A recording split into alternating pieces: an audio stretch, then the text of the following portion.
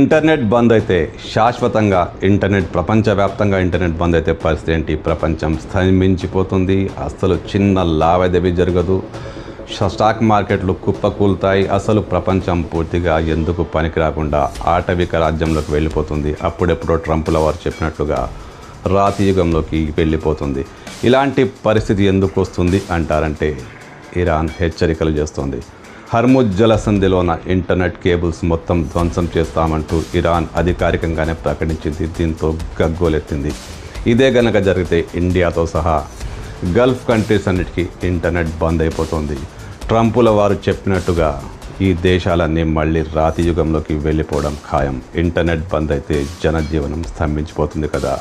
కనీసం చిన్న money transaction కూడా చేసుకోలేం, ఫోన్లు మాట్లాడలేం. మొత్తం రాతియుగం నాటి సీన్లు మళ్ళీ రిపీట్ అయ్యే అవకాశాలు ఇంటర్నెట్ బంద్ అయితే ఖాయంగా కనిపిస్తున్నాయి.